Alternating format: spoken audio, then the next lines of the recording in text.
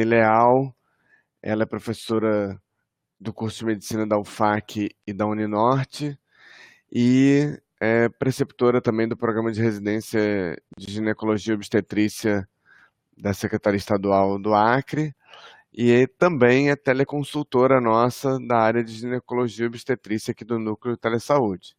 Então a gente tem muita felicidade e alegria de receber a professora Elaine para falar para a gente hoje sobre a abordagem da miomatose uterina, do leiomioma uterina, na atenção primária.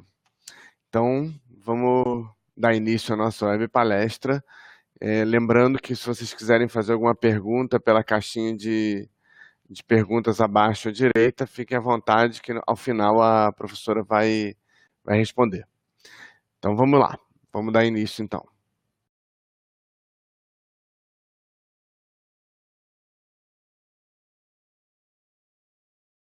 Bom dia a todos. Obrigado, Rodrigo, pela apresentação. Então, vamos lá, vamos conversar um pouquinho sobre miomatose uterina. O mioma uterino, ele também é conhecido como leiomioma, mioma, miomatose, fibroma. É um tumor de característica benigna que se forma a partir de células da musculatura lisa do miométrio, né, da camada muscular do útero. De acordo com sua localização, a gente tem os miomas que se apresentam dentro da parede do útero, né, que é o chamado intramural, que é o que vai fazer com que o útero cresça dentro da sua sintomatologia. A gente tem os submucosos, que são aqueles que se encontram dentro da cavidade uterina por baixo do endométrio. Esse submucoso ele pode ser céssio, quando ele está imediatamente após a parede muscular e deformando o miométrio, o endométrio que se diga. Ele também pode ser pediculado, quando ele tem um pedículozinho e ele fica solto assim, preso apenas na parede por esse pedículo. Quando esse mioma ele se exterioriza através do colo, ele é chamado de mioma parido. A gente tem também os subserosos, que são aqueles que ficam entre a parede muscular e a serosa da parede uterina.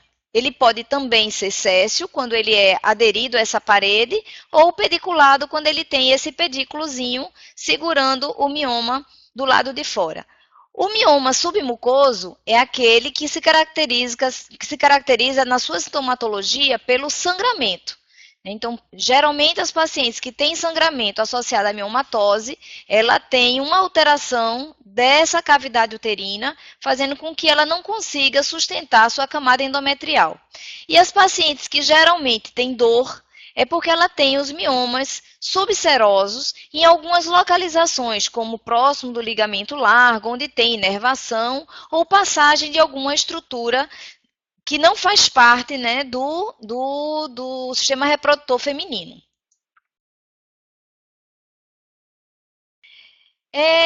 O mioma ele é característico nas mulheres em sua idade reprodutiva. Então, ele é mais comum em mulheres entre 30, 40, 50 anos. A maioria dessas mulheres são assintomáticas, não necessita de nenhuma intervenção, nem clínica e nem cirúrgica.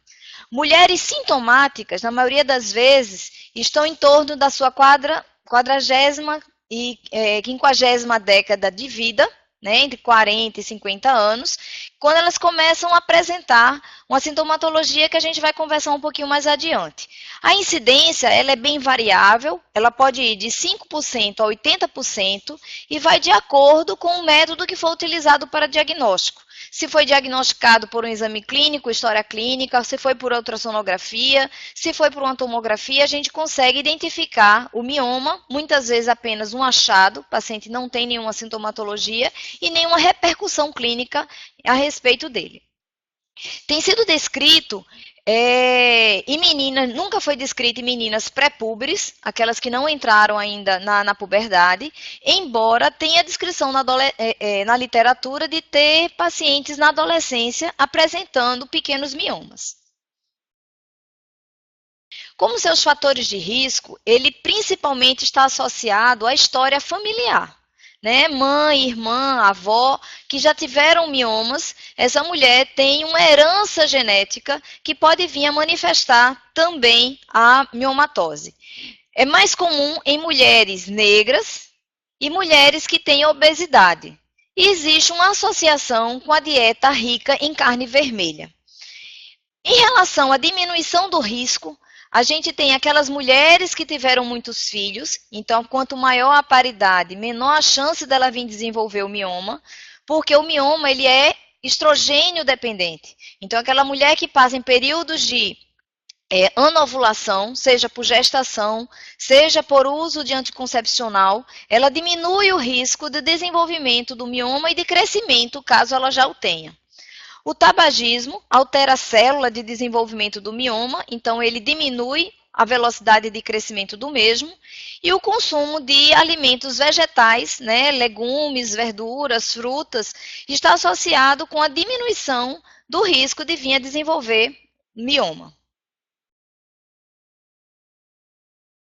O seu diagnóstico, ele na maioria das vezes é clínico. É uma história que a paciente nos traz, uma história familiar, uma história do sangramento, uma história da dor que ela possa vir apresentar no período menstrual ou fora dele, associado à relação sexual. Porém, a maioria das mulheres que são portadoras de miomas são assintomáticas. Não tem dor, não tem corrimento, não tem sangramento, não tem aumento do volume uterino, que seja significativo.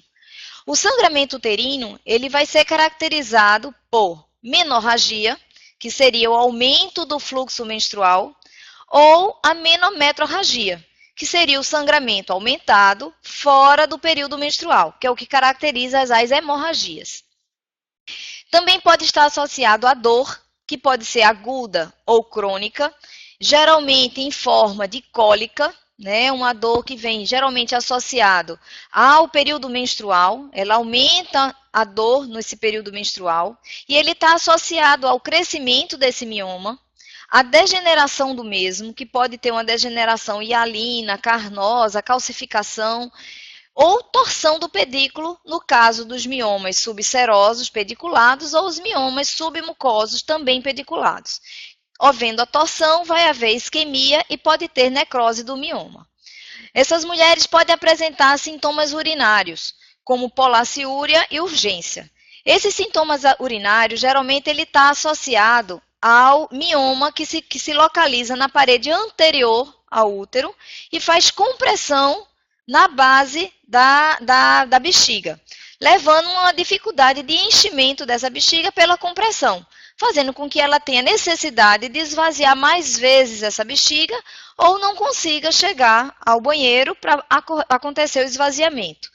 Quanto aos sintomas intestinais, está associado à presença do mioma na parede posterior ao útero, levando a compressão do reto.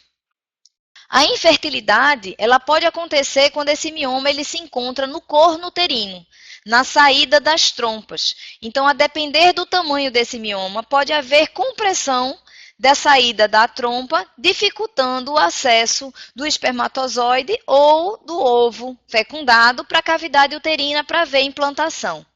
No caso de mulheres gestantes com o mioma, ele pode estar associado a abortamento recorrente, caso ocorra implantação no local onde exista um mioma submucoso.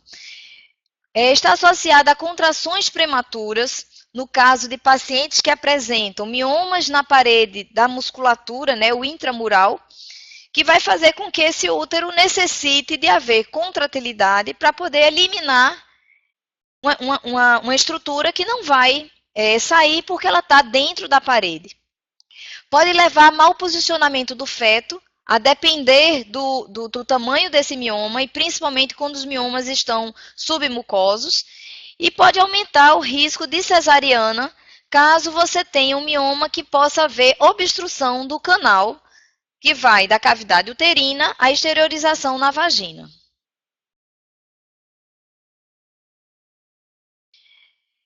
O diagnóstico clínico, ele presume-se o diagnóstico do mioma uterino se o toque bimanual, aquele que a gente faz, vagina e abdômen, detecta um útero aumentado de tamanho, porém ele é móvel e pode ter as paredes irregulares. Porém, toda paciente com sangramento, a gente necessita excluir lesão de colo uterino que possa causar o sangramento através de um exame especular. Porque você pode encontrar paciente com miomatose que tem associação com câncer de colo, e esse câncer de colo, ele é muito mais prevalente na mulher do que o mioma sintomático. E você pode deixar de fechar um diagnóstico importante por se confiar numa ultrassonografia, por exemplo. Quanto ao exame de imagem, preferencialmente a ultrassonografia pélvica transvaginal. Ele é capaz de fechar o diagnóstico em 95% a 100% dos casos. A transvaginal ela é prioritária para mulheres que tenham a vagina pérvia, né? Já iniciou uma vida sexual, não é uma paciente idosa que tem atrofia vaginal, paciente que já tenha tido algum processo inflamatório cicatricial que cause estenose na vagina. Paciente que tem vida sexual e não tem nenhum impedimento vaginal, o exame de escolha é a ultrassonografia transvaginal. E a gente vai fazer esse exame quando a gente tem um útero aumentado de volume, o paciente já sabe que tem um mioma e você quer acompanhar o crescimento desse mioma. Se essa paciente tiver sintomas associados a esse mioma, como a dor, o sangramento, e se essa paciente precisa fazer um diagnóstico diferencial. Quais são outras patologias que pode haver um aumento do volume uterino? A gente tem adenomiose, a gente tem os tumores ovarianos, a gente pode ter sangramento causado por pólipo.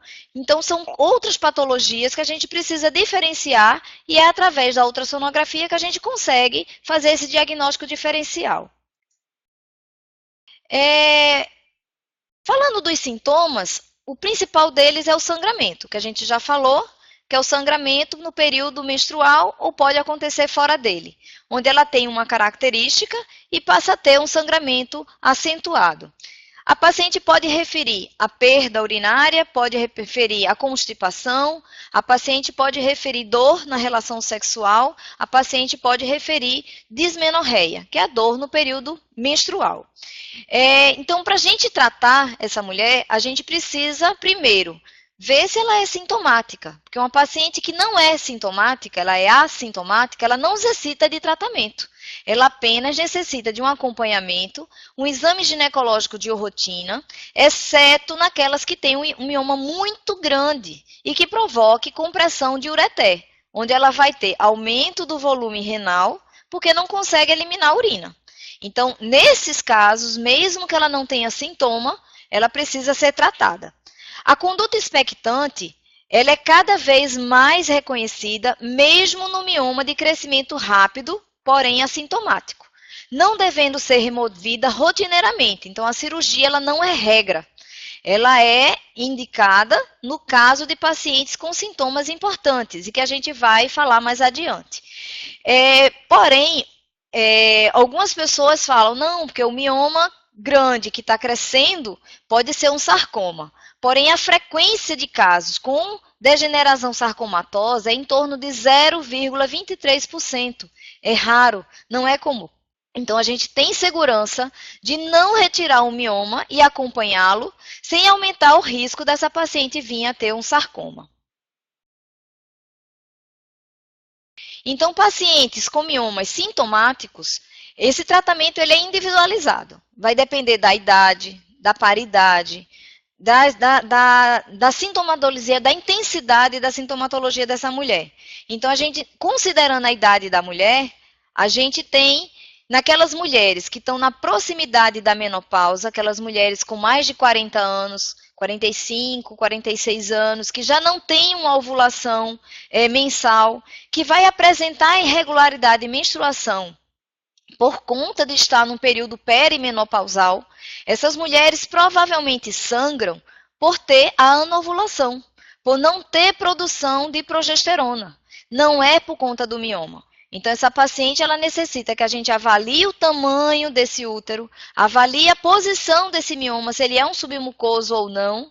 E essa paciente, na maioria das vezes, consegue ter esse sangramento controlado com um anticoncepcional.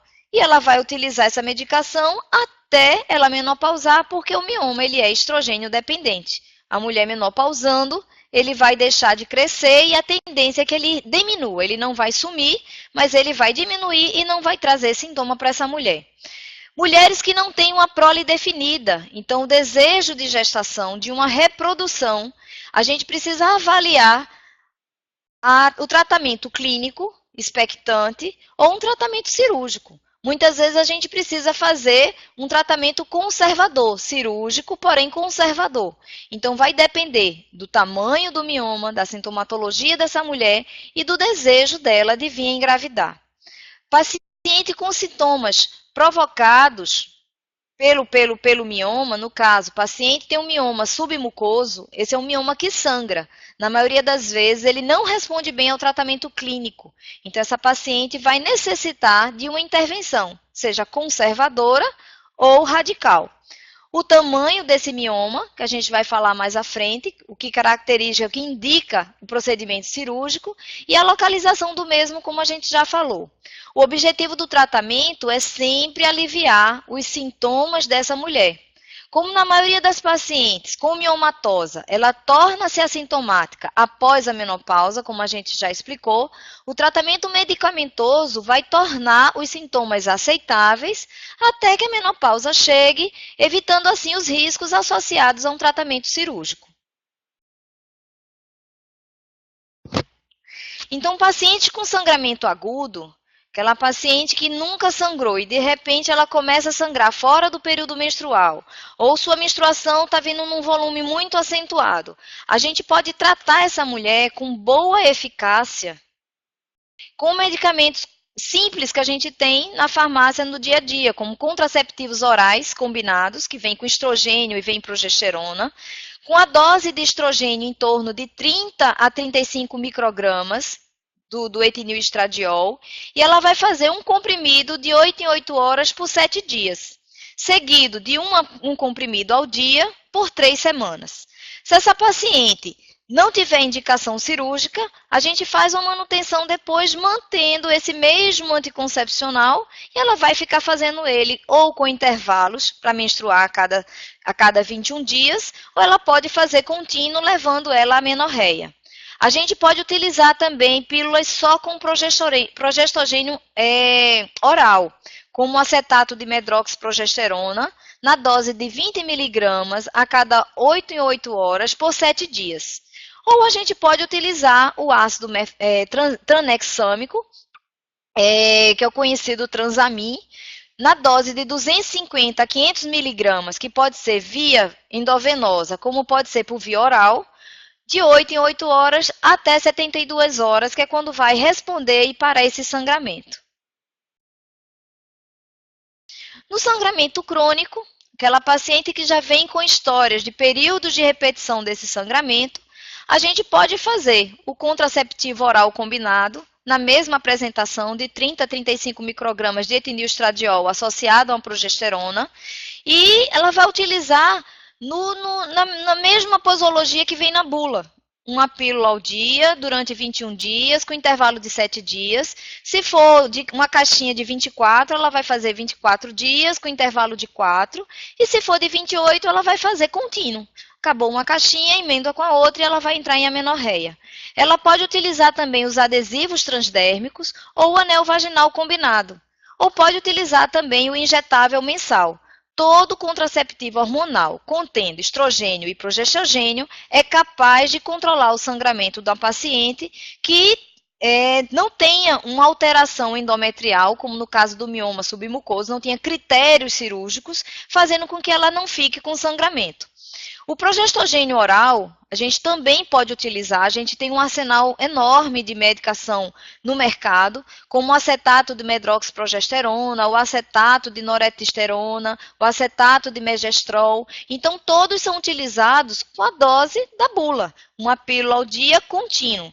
No caso da gente ter uma paciente que não tem disfunção ovulatória, a paciente no MENAC, tem seus 30, 32 anos, tem um ciclo menstrual com a frequência normal, porém com metrorragia, a gente pode fazer a progesterona só na segunda fase do ciclo. Então, ela vai utilizar a progesterona, um comprimido por dia, do 5º ao 26º dia do ciclo, ou pode utilizar contínuo, fazendo com que ela entre em amenorreia.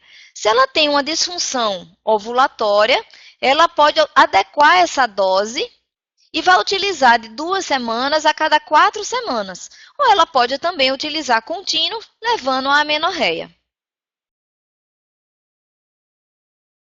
Aquela paciente ainda com sangramento crônico, a gente pode utilizar o acetato de medroxiprogesterona de depósito, que é o conhecido Depo-Provera, que tem na unidade básica de saúde, na dose de 150 mg intramuscular, injetável, profundo, de preferência em nádega, a cada 12 semanas. Então, ele é uma droga de utilização trimestral.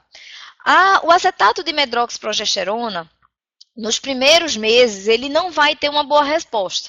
O paciente vai ter um sangramento irregular, às vezes mais prolongado, porém, a partir da segunda, terceira injeção, ela vai começar a apresentar sangramentos escassos, em borra, que é o conhecido spotting, e provavelmente vai entrar em amenorreia.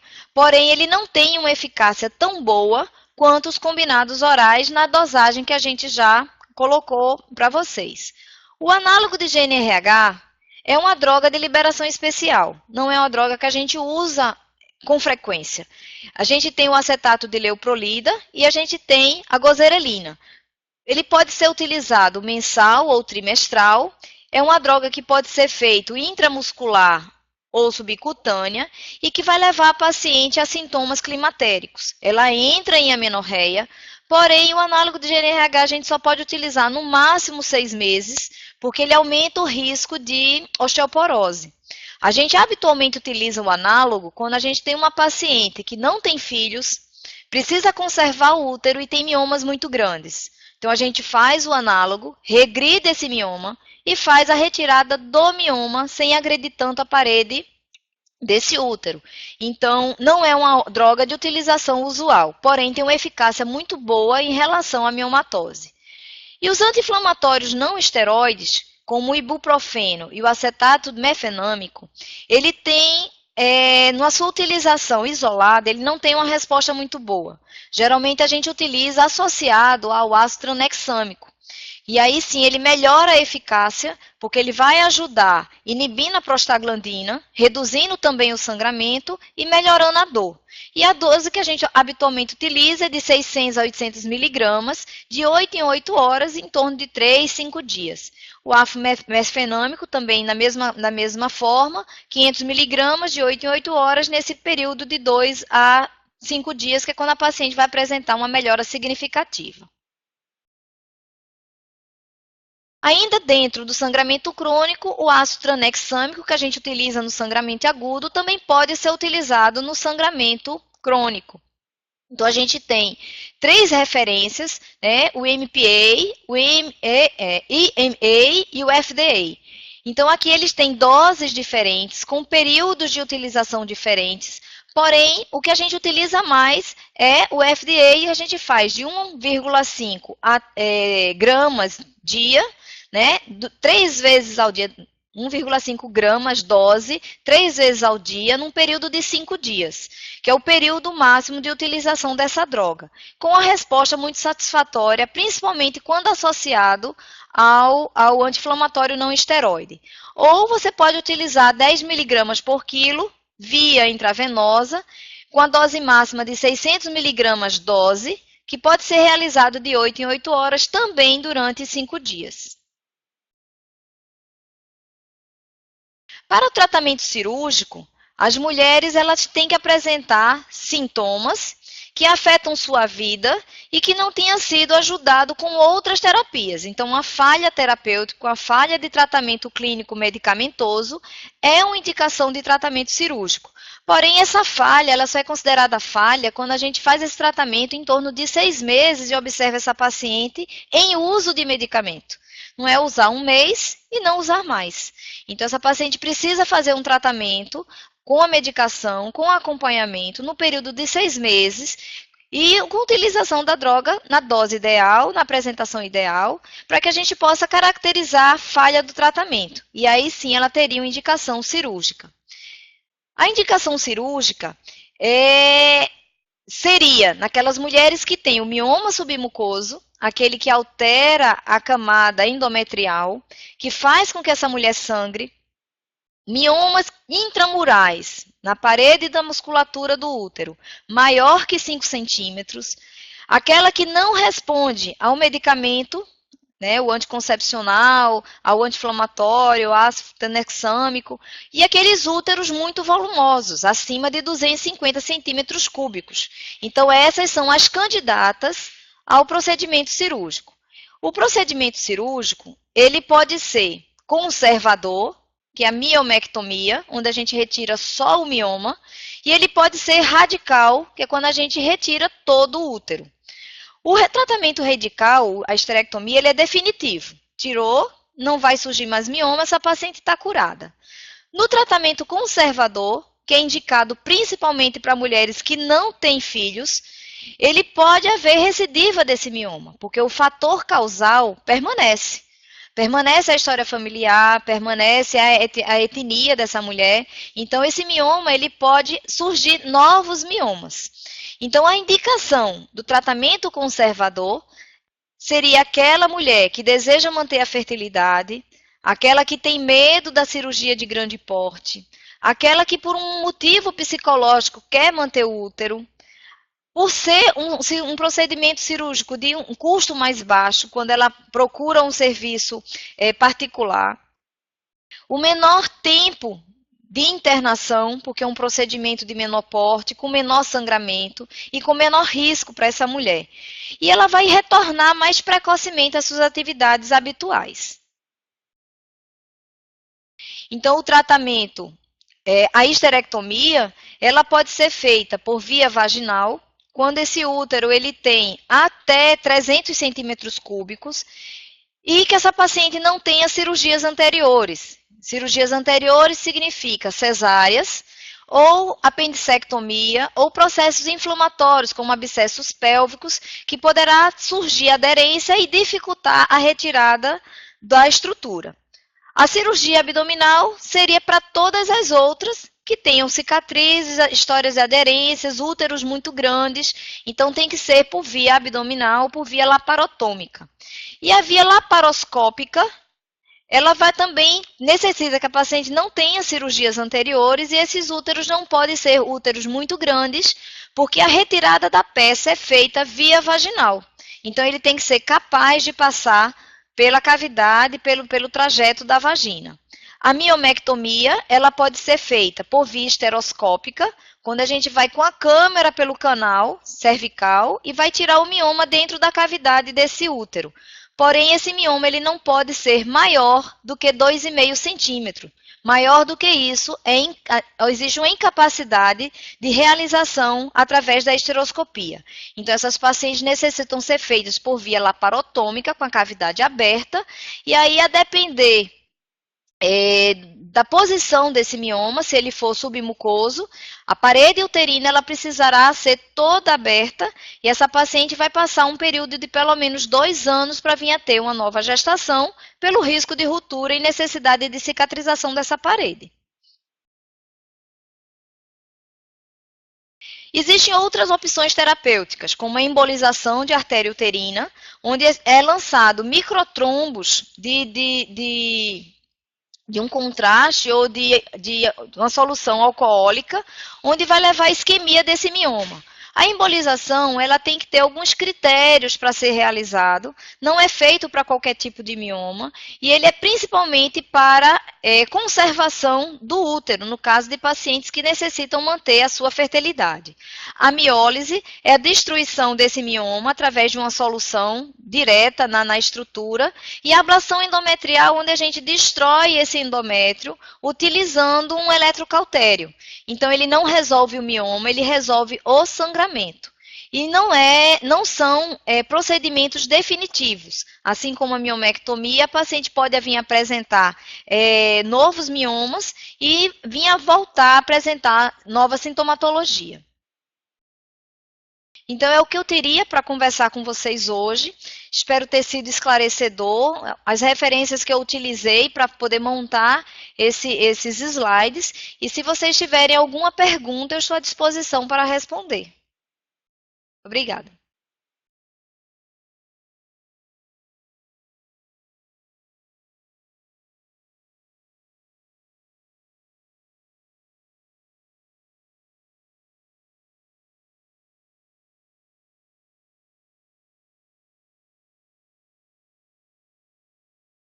Bem, no caso da paciente que é assintomática, fez um ultrassom e é um achado nesse ultrassom o mioma dela, a depender do tamanho, miomas com menos de 2 centímetros, ela pode fazer esse ultrassom uma vez por ano. Se ela tem um mioma muito maior, ele é um mioma submucoso e ela não tem sangramento, ela pode fazer a cada 6 meses. Mas aí isso depende de paciente para paciente, depende da idade dessa mulher. No caso de mulheres mais velhas, a tendência de crescimento desse mioma é mais raro. Ela não tem tanto produção de hormônio que vai fazer com que ele tenha um crescimento importante. Então, habitualmente, esse ultrassom a gente faz a cada uma vez por ano, a depender de se ela tem sintomatologia ou o tamanho desse mioma possa vir apresentar.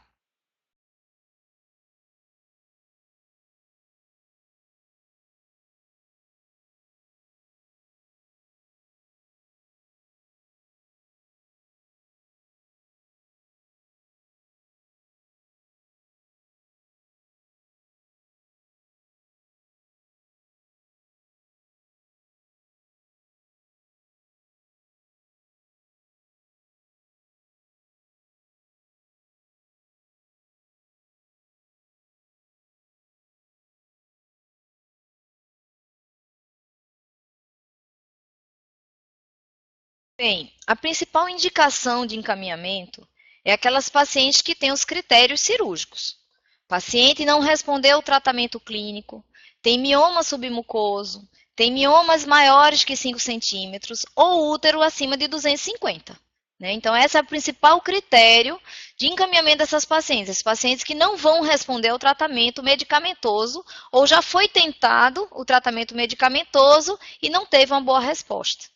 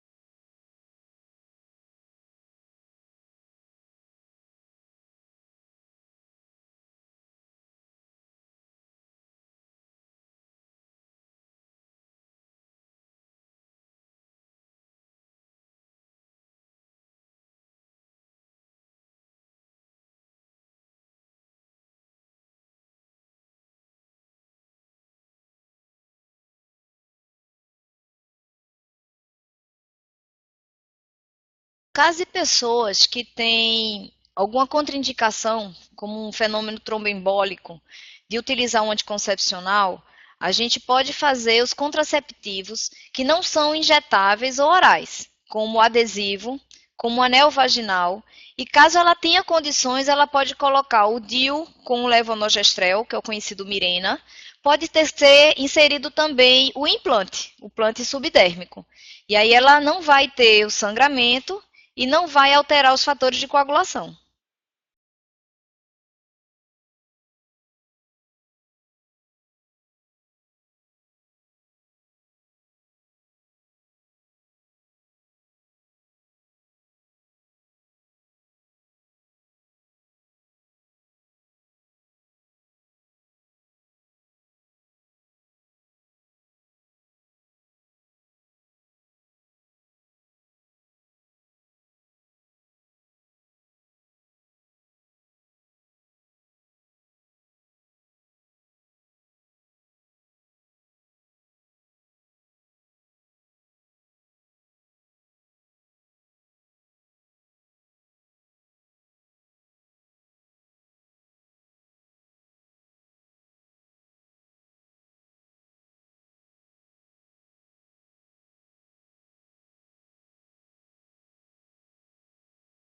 O médico na atenção primária, ele tem condições de fazer o tratamento clínico.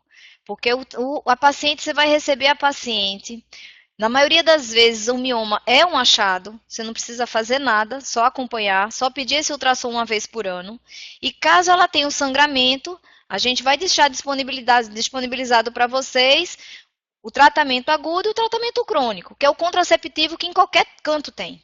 Né? Um exemplo de contraceptivo de 30 microgramas de etilenoestradiol é o ciclo 21 que tem no posto. Então, é de fácil acesso, é de fácil utilização e fácil controle.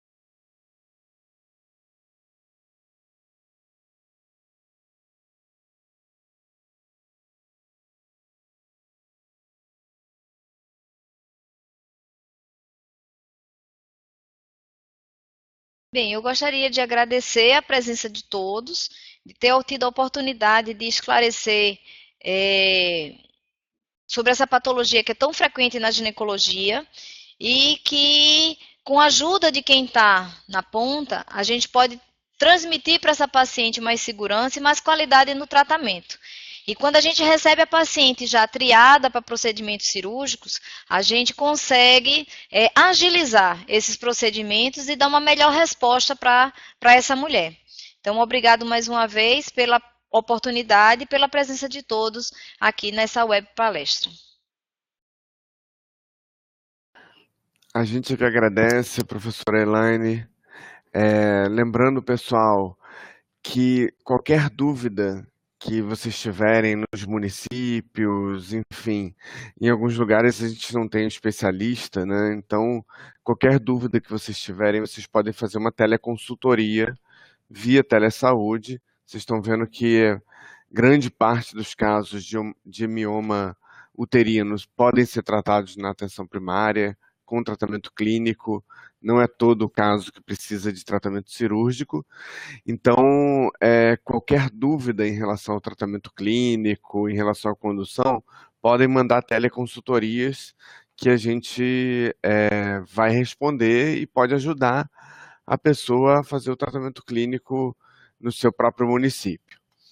Lembrando que as nossas web palestras acontecem sempre nesse horário, de sexta-feira às 10h30 da manhã, para possibilitar que as equipes se reúnam no final da manhã, já no final do atendimento, né? Então, a gente tem feito nesse horário. Então, é sempre toda sexta-feira a gente tem a nossa web palestra. E na terça, de 15 em 15 dias, a gente tem o nosso canal de gestão e vigilância, que é mais destinado às instâncias gestoras, né? A próxima web palestra que a gente tem vai ser sobre dor lombar na atenção primária, que vai ser na próxima sexta-feira, que vai ser já na nossa agenda de junho, que vai estar saindo nas redes sociais já a partir de segunda-feira. Ok? Muito obrigado pela presença de todos. Não se esqueçam aí de colocar o link aí para preencher o formulário para o certificado. E um abraço, bom final de semana a todos.